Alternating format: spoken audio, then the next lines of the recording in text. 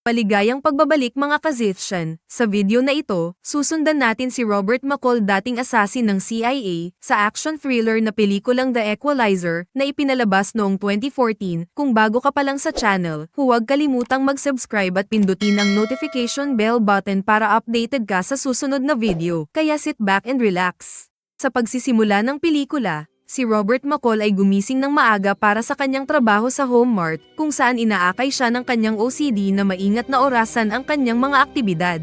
Iginagalang ng mga kasamahan na walang kamalayan sa kanyang kasaysayan. Nakikibahagi siya sa tanghalian kasama si Ralphie, na tinutulungan niyang pumayat. Kapag nagdagdag si Ralphie ng mga chips sa kanyang sandwich, ipinaalala ni Robert sa kanya ang kanyang mga layunin sa pagbaba ng timbang at ang kahalagahan ng pagpuntirya para sa pag-unlad.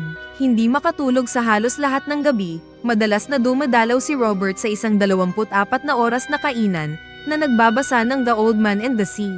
Isang batang patutot, na paminsan-minsan niyang nakakausap, ay nagtatanong tungkol sa balangkas ng aklat. Pagkatapos ng maikling palitan, nakatanggap siya ng tawag mula sa kanyang bugaw, na iginiit na makatagpo siya ng isang kliyenteng naghihintay sa isang limo, sa kabila ng kanyang pag-aatubili.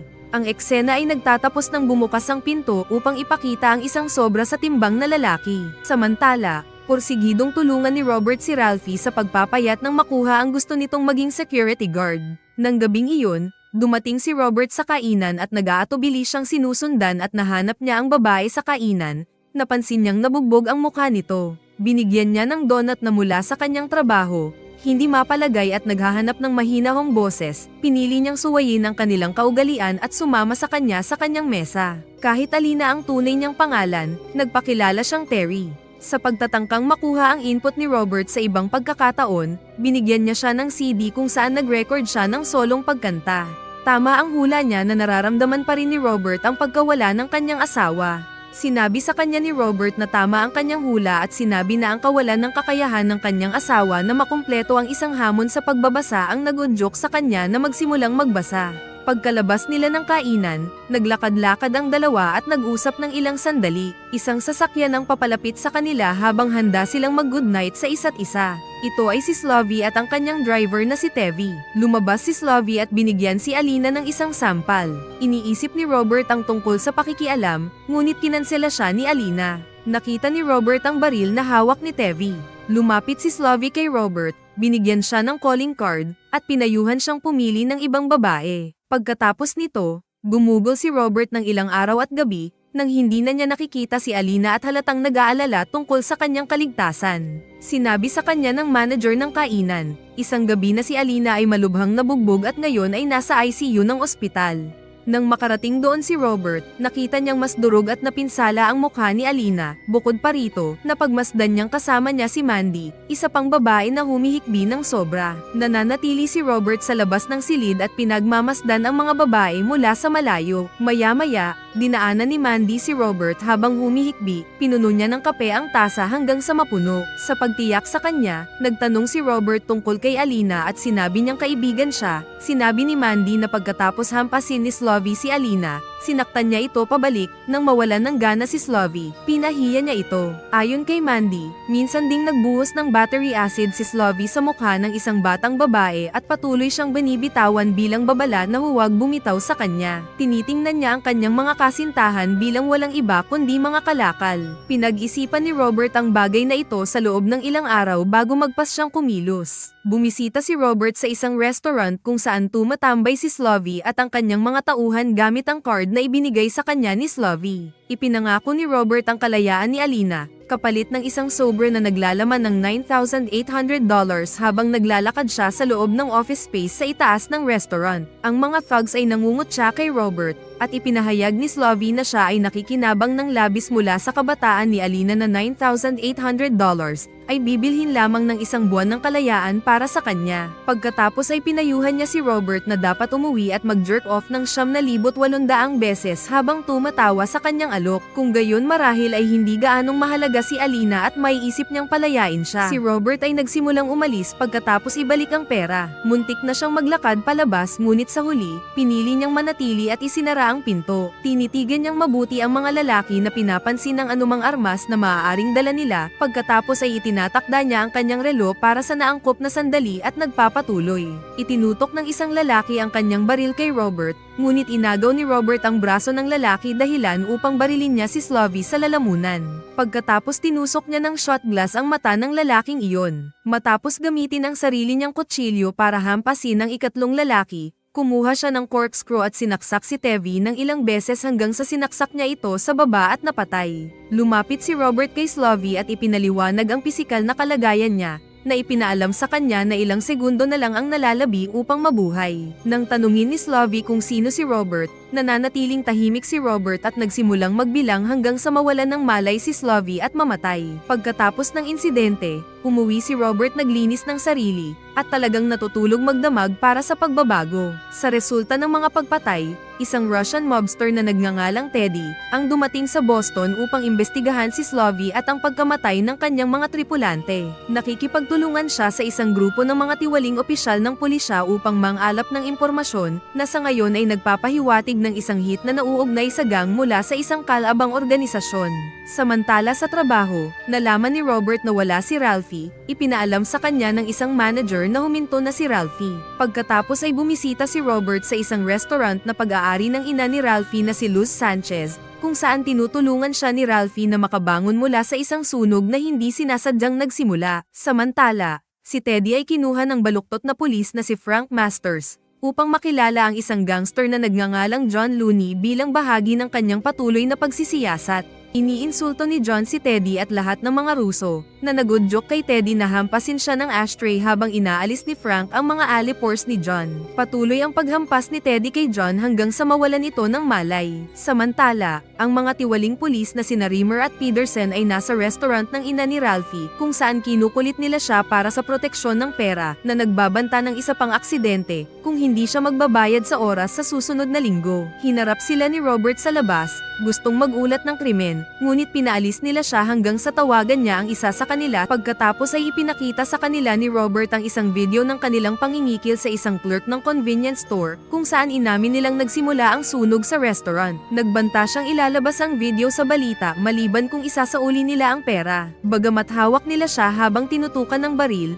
mabilis silang nadaig ni Robert. Sa kalaunan ay ibinalik nila ang pera sa ina ni Ralphie. Nang maglaon, naglalaro ng baseball si Robert kasama ang kanyang mga katrabaho nang dumating si Ralphie na nakasuot ng uniforme ng security guard pagkatapos maipasa ang kanyang pagsusulit. Bumalik sa trabaho, napansin ni Robert si Jenny, isang cashier, na nakikipag-usap sa isang lalaki na tahimik na tinututukan siya ng baril. Kalmadong lumapit si Robert at iniabot sa magnanakaw ang pera. Hinihingi din ng magnanakaw ang singsing ni Jenny, na pag-aari ng kanyang ina, at atubiling ibigay ito sa kanya habang umiiyak. Napansin ni Robert ang mga tato at pananamit ng lalaki, na nag-iisip ng isang paghaharap ngunit sa huli ay nagpipigil habang papasok ang mga bata sa tindahan, na nagdudulot ng panganib.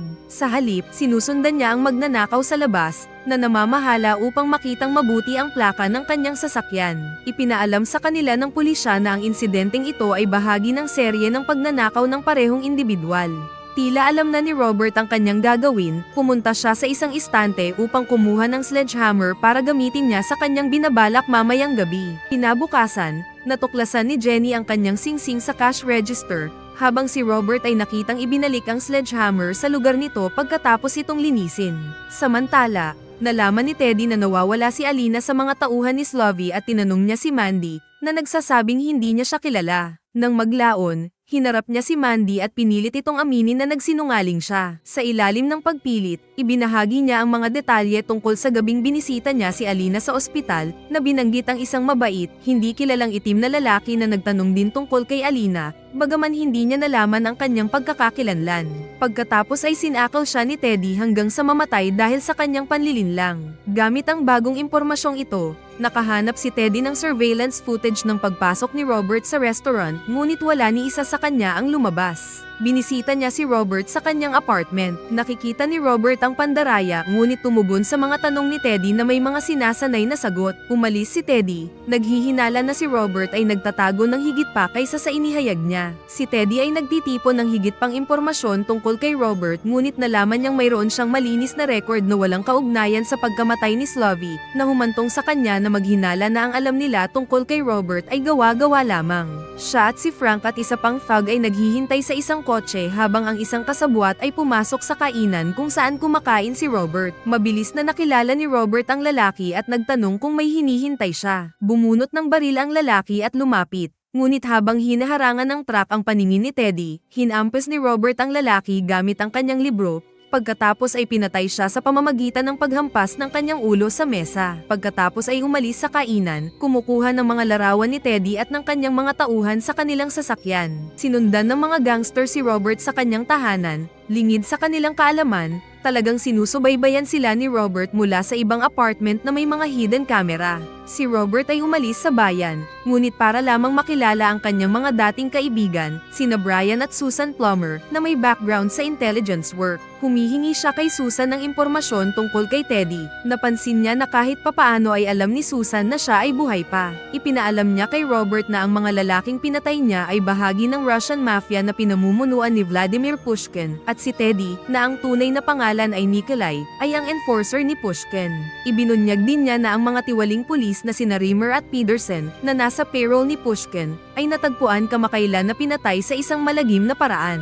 Binalaan ni Susan si Robert na ang mafia ay titigil sa wala upang patayin siya at ang lahat ng kanyang pinapahalagahan. Kinaumagahan, sa paghihikayat ni Susan, nagpa siya si Robert na yakapin ang kanyang nakaraan at tapusin ang kanyang nasimulan. Nakuha ni Robert si Frank Masters sa kanyang kotse, na nilagyan niya ng hose mula sa tambucho. Binyantaan niya ng kamatayan si Frank kung hindi siya magbibigay ng mahalagang impormasyon tungkol sa mga operasyon ni Pushkin. Sa kalaunan ay pumayag si Frank at dinala si Robert sa isang bodega kung saan nagbibilang ang mga Ruso ng malalaking halaga ng pera. Pilit na hinikayat ni Robert ang mga gangster na sumuko at atali sila sa isang silid na may dalang pera para mahanap ng pulis. Pinalaya niya ang mga manggagawa at binigyan sila ng mga bonus mula sa pera ni Pushkin. Pagkatapos ay pinosasan si Frank sa isang poste at inutusan siyang iulat ang insidente. Kinumbinsi ni Robert si Frank na ibahagi ang nakatagong impormasyon na mayroon siya tungkol kay Pushkin. Pagdating ng mga pulis, inaresto nila si Frank at hinanap ang mga gangster na may dalang pera. Pagkatapos na access ni Robert ang safety deposit box ni Frank, kumukuha ng pera, mga pasaporte, at isang USB drive na naglalaman ng mga detalye ng mga operasyon ni Pushkin at ng kanyang mga kasama, kabilang ang mga tiwaling opisyal.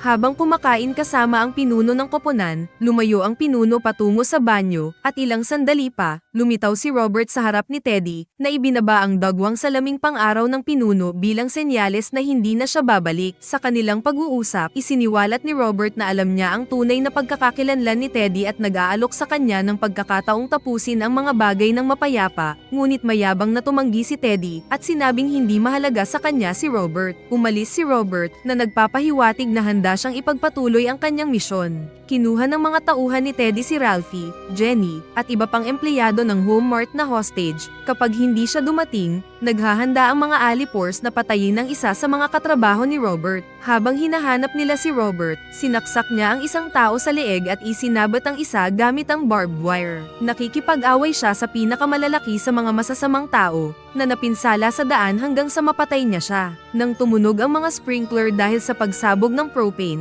si Teddy ang huling taong naghahanap kay Robert. Hinanap ni Teddy si Ralphie at handang patayin siya nang lumabas si Robert mula sa pagtatago gamit ang isang stud ramset gun. Si Teddy ay binaril ng maraming beses gamit ang baril bago lumapit si Robert kay Teddy at pinatay siya sa pamamagitan ng pagbaril sa kanyang lalamunan. Sabi ni Teddy, "Sino ka?" At tinitingnan ni Robert si Teddy habang siya ay namatay nang hindi sumasagot. Pagkalipas ng 3 araw, lumitaw si Robert sa banyo sa bahay ng Pushkin sa Moscow habang siya ay naliligo. Pinapatakbo ni Robert ang tubig sa lababo hanggang sa umapaw ito at salit-salit na binubuksan at patayin ang mga ilaw. Pagkatapos ng ilang minutong pag-uusap ni Pushkin at Robert, nawala si Robert. Kinuha ni Pushkin ang kanyang sandata mula sa lababo at tinawag ang kanyang mga gwardya. Habang nakatayo sa tubig, siya ay kuryente at napatay kapag ang tubig ay umabot sa mga wire. Sa paglabas ni Robert sa ari-arian ni Pushkin, nakita niya ang mga katawan ng ilang mga gwardya na nagpapahiwatig na malamang na pinatay niya ang lahat sa loob. Pagkatapos ay bumalik si Robert sa Boston upang ipagpatuloy ang kanyang tahimik na buhay ngayong nalutas na ang sitwasyon. Habang nag-uuwi ng mga pamilihan, nakasalubong niya si Alina na nagpapagaling mula sa kanyang mga pinsala. Ibinahagi niya na nakahanap na siya ng totoong trabaho at nagsimulang magbasa. Binanggit din ni Alina ang pagtuklas ng isang sober na may halos $10,000 sa kanyang mga gamit pagkalabas ng ospital. Ipinahayag niya ang kanyang pasasalamat kay Robert na nagpapahiwatig na alam niyang may papel ito sa kanyang kalayaan at hinalikan siya sa pisngi bago sila magpaalam. Bumalik sa kanyang mapayapang gawain, natagpuan ni Robert ang isang bagong kahulugan ng layunin. Gumagawa siya ng ad para sa mga nakakaramdam na nakulong na walang paraan. Isang gabi sa kainan, nakatanggap siya ng mensahe na humihingi ng tulong at simpleng tumugon sa salitang oo.